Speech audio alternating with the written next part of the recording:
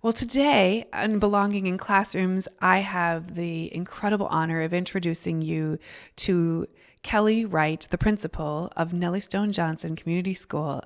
And to say that I'm excited about having her on the podcast is an understatement. But I just want to share with you that every time I have the opportunity to walk into the doors of the school that she leads with her heart and her mind and her being and her beliefs and relationships, I just know that I'm going to be welcomed. I'm going to open the door and Principal Wright's going to lean back or come by from wherever she has, and she's going to say, well, hey, Heather. And then I know that she's going to talk about something new that she's trying.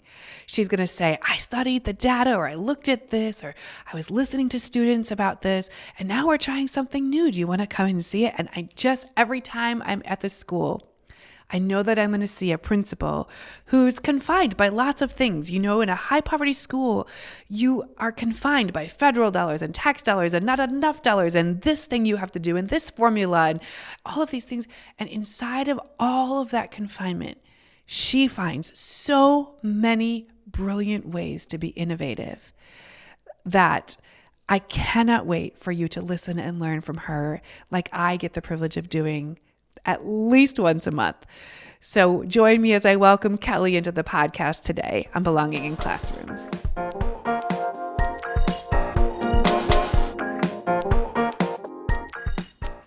Well, Kelly, welcome to Belonging in Classrooms. It's so nice to have you here.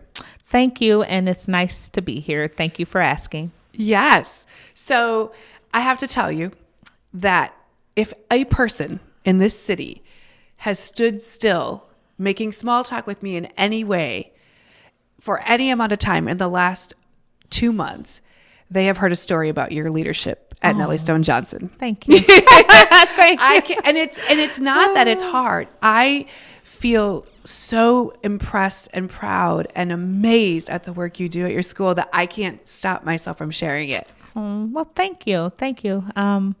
We work hard, so you do. It's glad to be recognized for it. Yeah. Yeah. So I knew from the very beginning when we started talking about the brilliance in NPS that I was going to ask you repeatedly until you said yes to come and be on the podcast and talk. So yes. I know that like a lot of people in public education, right? You're dealing with hard things. You've got a lot of kids coming in with poverty and housing mobility and lots of things. And so there's like the daily stuff that happens.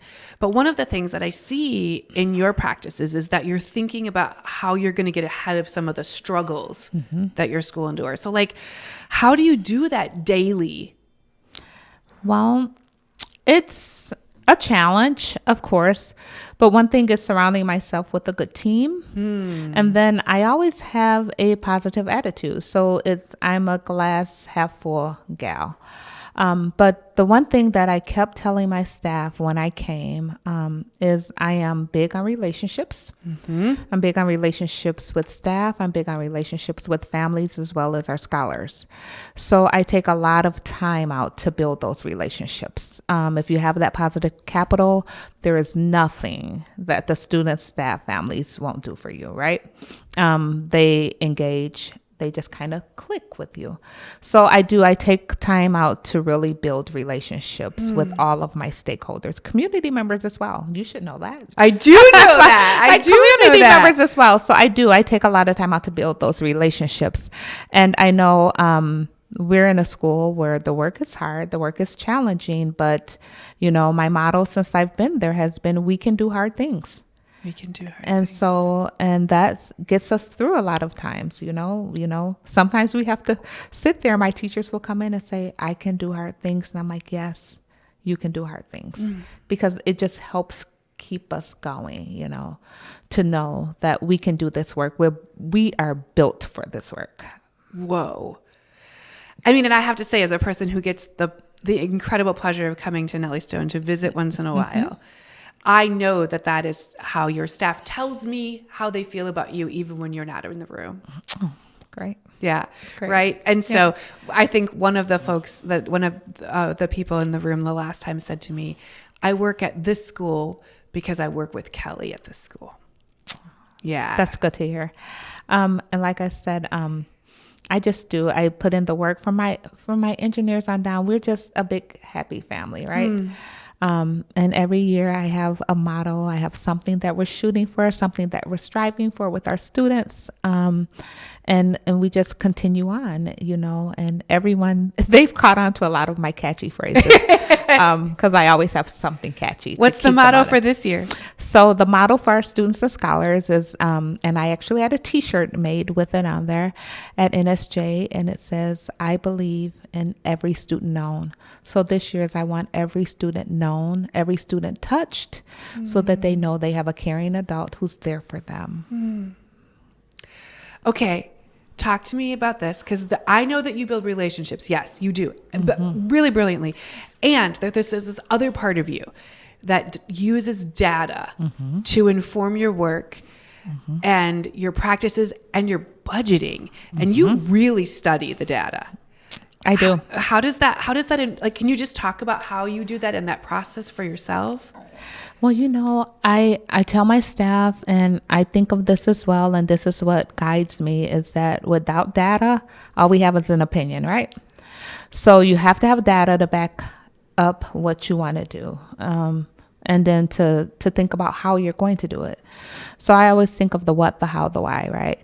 And nothing starts without data at Nellie Stone Johnson. And one thing we do is we do a great job of collecting that data. I have an MTSS coordinator her name happens to be Heather as well. She must be amazing. She is amazing. She is like my right hand. Yeah. And any piece of data that I ask for or want, she figures it out for me so that I can get it. But the main thing that we do at the beginning of the year, we talk about every single student in our building. So we have what's called a problem solving team meeting. And it's my MTSS person, my psychologist, my social worker, and the teachers. And they come and they bring every student, and we sit and talk about the strengths and the areas of growth for each and every one of our students. And then out of that, we can see which students are rising to the occasion of needing more support and which students are rising to the occasion of just needing an extension, right? But we look at every piece of data. So after we finish our FAST testing and all of that in the fall, we do our problem solving team meetings. We pretty much know what there is to know about our students. We also put faces to it because I'm big on that. So I always say data has faces. So on every roster that this teachers have, the kids' faces right next to all the comments that we make. That's amazing. So we have their face, we have their scores, we have the comments, and we go through every piece of our data. We also track our behavior. Not only do we track academic data, but we track our behavior data. Every referral, everything we get, we track it, we look at it, and then we make decisions based on that data. Like one example was last year, I noticed that when we looked at our behavior trackers, that recess was a problem. We had all of our referrals, most of our referrals were coming from recess. So I can look at that data and say, hey, I need an extra person here. I need an extra person here. And then I have Playworks in to help us learn the SEL of playing at recess. Yes. And now this year I have Playworks. I don't have very many referrals at recess at all. But now I'm noticing my referrals are coming from the classroom. So now I'm responding to that. So with data, I can respond to situations I need to. I will just say I got to see the group of kiddos and the volunteers and the workers from Playworks out on the playground. I got to experience 2 students with extra energy. Yes. Being called into leadership to lead the soccer game instead of being punished or sitting on the sideline and missing getting that energy out. Yeah. And I was, again, just like so in love. And just like they told me, those kiddos told me, we know we're coaches, we know our jobs. And they had a thing to be responsible for. They did. They're our junior coaches. So they go and they help out with the younger scholars, and then they help out in their classrooms. And it's amazing because it's not just our students who are excelling. It's our students who are challenging are junior coaches. That's right. And they are so proud to be junior coaches. So proud. So, and what I've shared with my staff is that's not something we'll take from them ever. Even if they're struggling, we find another way. I know I had one staff member, we need to take this from the junior coach. They haven't been behaving. That won't be a punishment. We'll have to think of another consequence, because that gives them something positive that makes them proud. That's right. And they have to be proud. They have to have something positive they want to come to school for. Goosebumps. Can you talk about the sensory room and how you use your discipline data to come up with a sensory break room?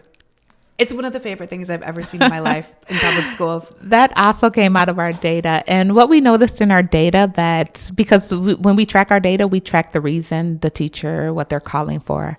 And many, many teachers were just calling because the student needed a break.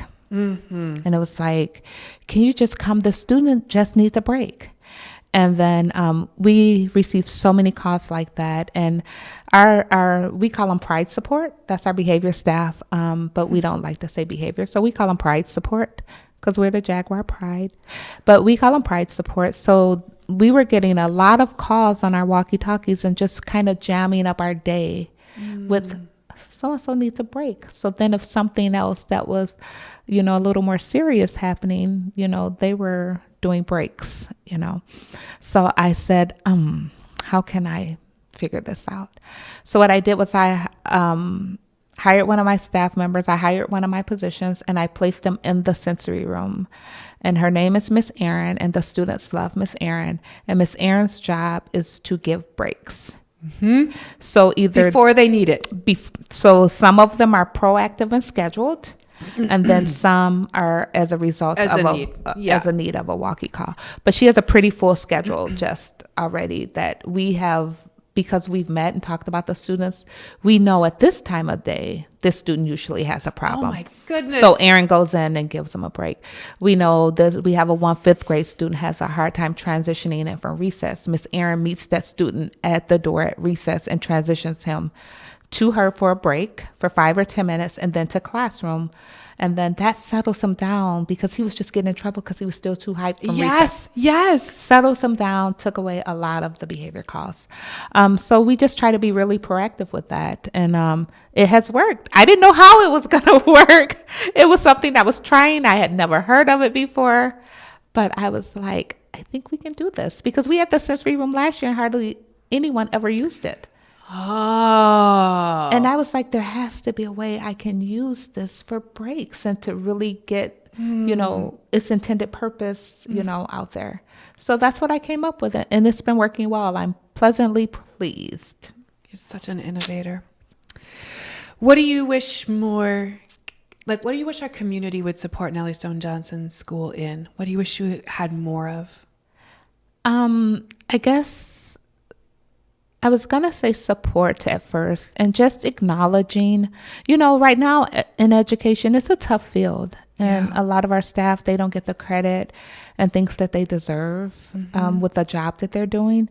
So I encourage them to stop in and take a peek. I have some of my community members that just live in the area and just stop in, and I just want to come see the school. And I urge more to do that because, many people think there's so many bad things that come out of North Minneapolis, but we have a good thing that's in North Minneapolis. And just to get the good things out that's going on in us. Because we're doing our job. I mean, we have a ways to go, but we're working. It's always a work in progress. You kind of talked about this earlier. But what do you wish the community, and you kind of just said it, but what do you wish, I think sometimes when we think about high poverty schools or we think about students of color and Indigenous students, we think about data and scores. But I love the way you talked about putting a picture with your staff and then the phrases that we say. If you could put a picture and a name and a phrase about your students, what do you wish that the entire state would say about the students at Nellie Stone Johnson? That they are brilliant, they are resilient. They have tough challenges that they face, but they come to us each and every day ready. And it's up to us to make sure we're ready for them. I think a lot of times some of the stories we hear about some of our students would have us in tears, right? Yep. But they're there. They're in our hands, right? And we have them a good chunk of the day.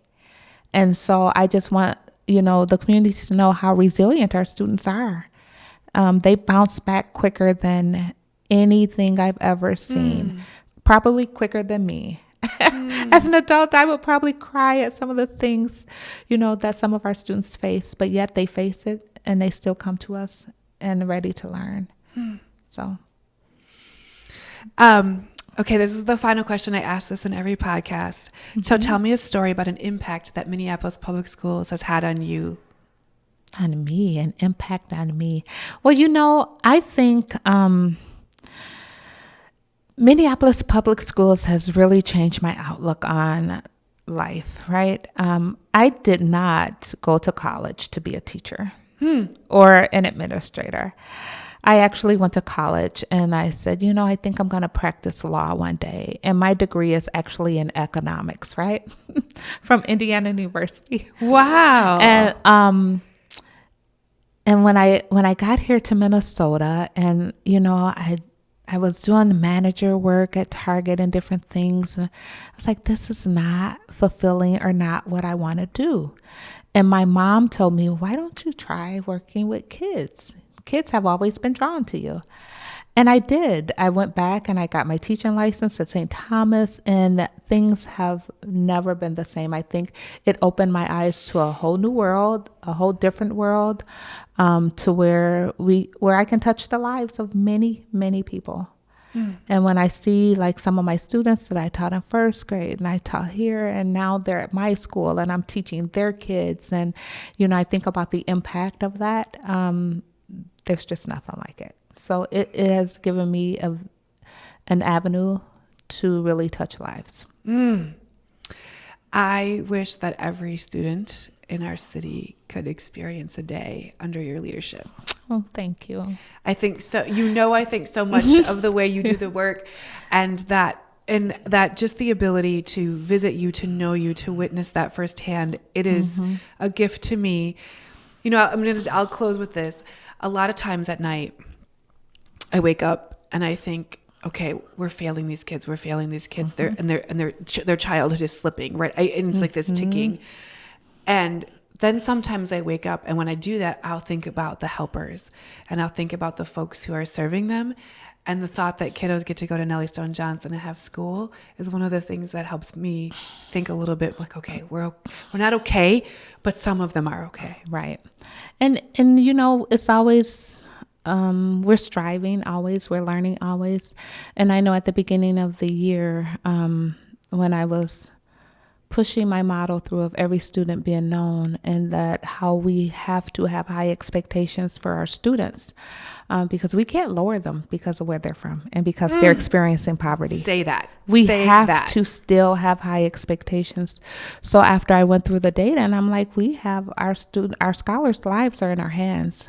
And we are some of the most important people that will touch their lives.